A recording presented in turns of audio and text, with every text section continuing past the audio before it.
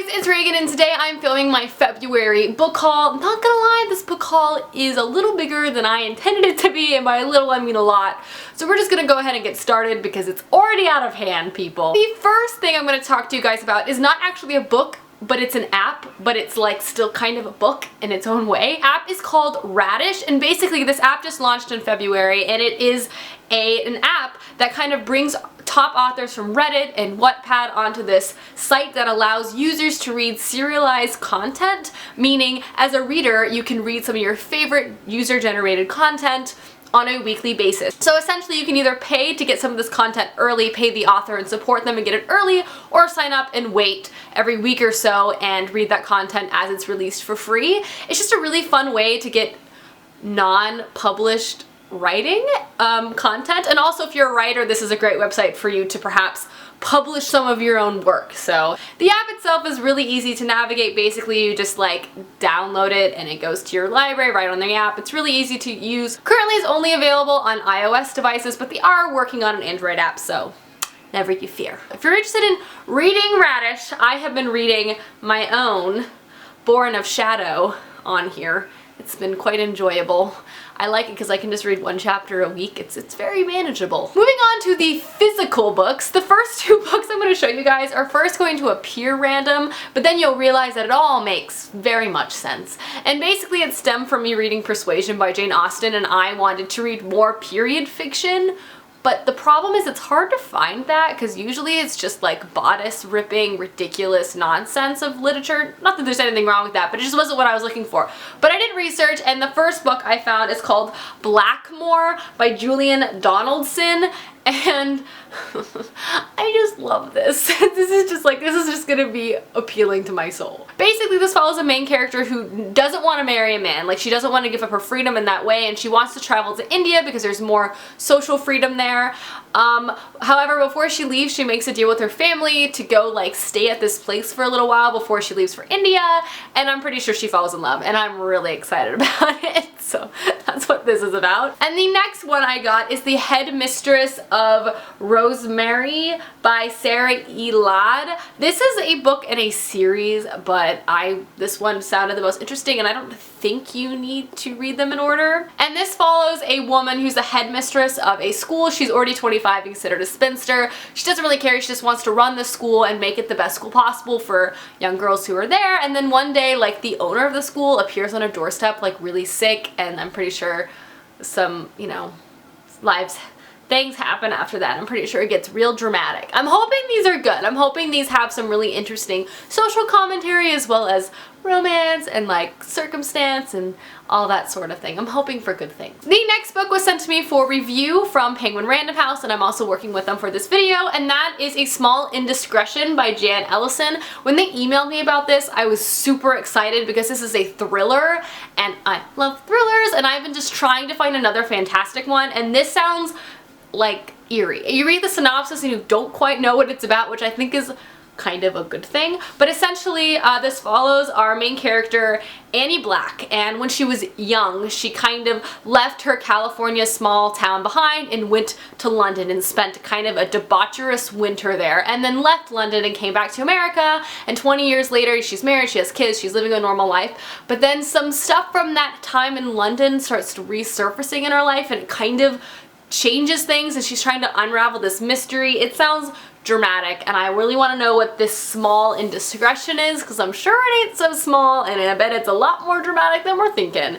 I'm pumped. This has been getting really good reviews. It's also, according to Oprah Magazine, delicious. Next up is the Prustopia Book Club Pick of the Month for the month of February, and this month we are working with Ray Wagner, and this is The Curse of the Sphinx by Ray Wagner. I already have a review up of this, so if you're interested, I'll leave it down below. This novel follows our main character, Hope, and she is basically cursed. She is a sphinx, which is a character from a Greek mythology. This novel is a YA paranormal novel that uses Greek mythology as a main plot point. Basically, for Hope's entire life, her mom and her have always been on the run because they're just trying to lay low and whatever, but then one day her mom is mysteriously murdered, and now she has to make some choices about how she wants to lead the rest of her life now that she's alone entirely. This book is really, really good. It's super fast paced. I really enjoyed it. I will talk about it more in my wrap up, and if you want more information right now, go ahead and check out my review, but Yes. By the way, the author Ray Wagner is actually running Instagram and Facebook giveaways every day for this novel, which is really exciting. So if you're just interested in winning anything daily, I'll link that below and you guys can go and check that out as well. Next up here, I have The Dark Days Club by Alison Goodman. I had an arc of this back in February? It's February. Back in January, and this came out in January, and I'm super excited to read this. Alison Goodman wrote Eon and Iona, which are fantasy novels which I adore. This is a paranormal historical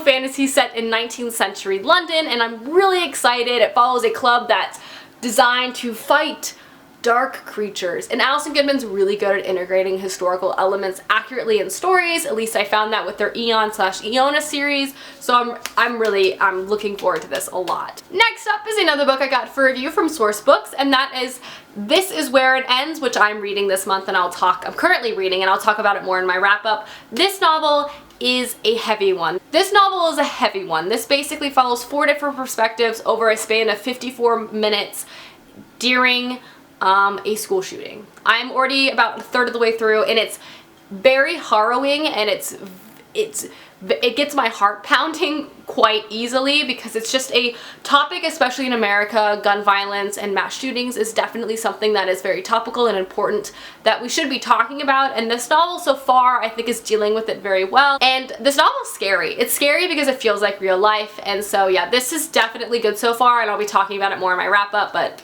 yes. The next book I picked up on impulse at Half Price Books, and that is Soulless by Gail Carriger. I owned this book back in the day, and then I was like, I don't think I want to read it, but then I was like, I do want to read it, so I picked it up again. This is an urban fantasy, again, another like 19th century London paranormal series. I just hear it's so much fun and so funny. I'm usually not a huge fan of urban fantasy, but I've talked to people who's also not usually a huge fan of urban fantasy, and they love this series. Like, I just hear fantastic things, and I don't know, I love witty time period pieces, so I'm hoping this is as good as people say it is. So I picked it up for like $5. Next up, I have a book that is getting all the hype right now, or one of the couple of books that are just, I just see it everywhere. And that is this, The Love That Split the World by Emily Henry. Normally a book like this wouldn't interest me because it's, at first glance, it seems like kind of a contemporary, but it had one of my buzzwords which I live and die for,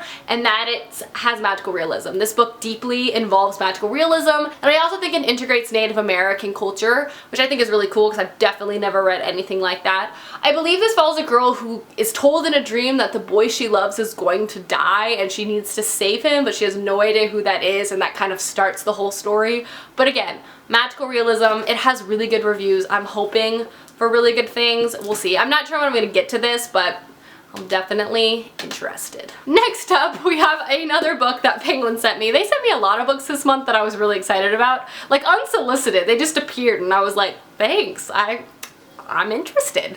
The next one is Where Future Ends, and the reason why I was interested in this is because this seems like a confusing, multiple time dimension book. I don't know what it's about, but this hooked me.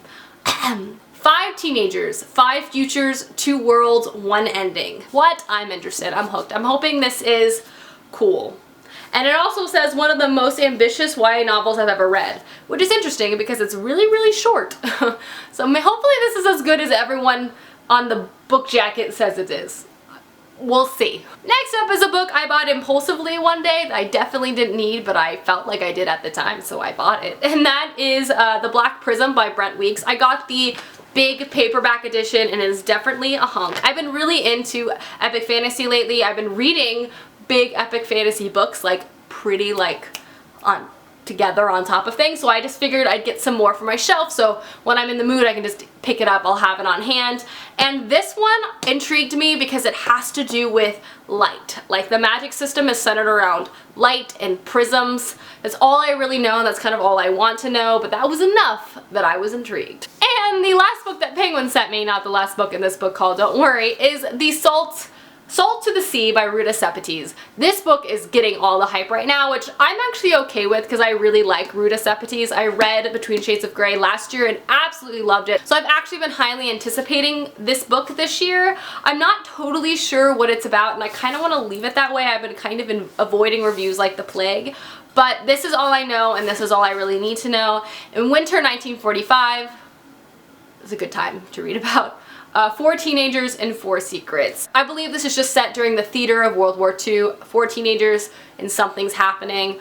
I'm pretty sure I'm gonna love it. I love World War II novels, so I'm expecting fantastic things from this. Plus this has insanely high reviews. It has like a 4.5 on Goodreads or something stupid like that, so I'm really expecting fantastic things. And the last books in this book haul are the books I got this month from Book Outlet. If you're not aware, I have a Book Outlet page, which I will link down below, but Book Outlet is just a discounted bookseller, and I got some things I'm really excited about this month. The first book is gonna appear a little random, but it's gonna make more sense. Basically, I was researching that one novel. It's a memoir of a woman who escaped North Korea, and I was like, that sounds really interesting. I've been watching a lot of documentaries and reading about North Korea lately. It's just piqued my interest because it's kind of an enigma. But in researching about that book, I found another book that was nominated for the National Book Award, and I found that it was on Book Outlet for $5, so I pounced on it.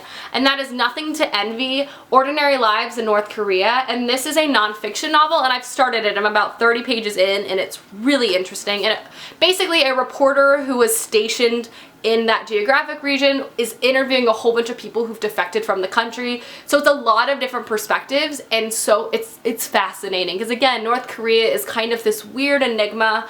Not a lot is known about it, and a lot of misinformation comes out about it because it's a guessing game, really. So I'm really excited to continue reading through this. I don't think this is a book that I'm going to sit down and read all at once, but pick up here and there, read a chapter or two. It's so far fascinating. And the last thing I picked up from Book Outlet is actually a box set, and that is this. It is the Beyonders trilogy by Brandon Mull. I've just been hearing amazing things about Brandon Mull. My camera died. But I was talking about the Beyonders, and I got the box set of them here, and Brandon Mull has been like all over BookTube. I love middle grade fantasy / adventure, and he has so many books and they're all loved, but I saw the box set on Book Outlet, so I figured I'd start there. Plus it's a trilogy. I honestly don't really know what this is about, but book 1 is Beyonders: A World Without Heroes. Book 2 is Seeds of Rebellion, and book 3 is Chasing the Prophecy. I think it's just about a kid gets transported to another world, and he's trying to get home, and he runs into another kid who is transported to that same world, and she's also trying to get home, and they get involved in all of this shenanigans, and they realize that maybe that's how they can get home, or something like that. That's not a very good synopsis, but like I said, middle grade fantasy. I love it. I love it so much. Alrighty guys, that is my February book haul. I know it was long. I'm sorry. Or maybe I'm not. I'm really not. I love all these books. But anyway, I hope you guys enjoyed, and I will see you guys with a new video very soon. Okay, goodbye.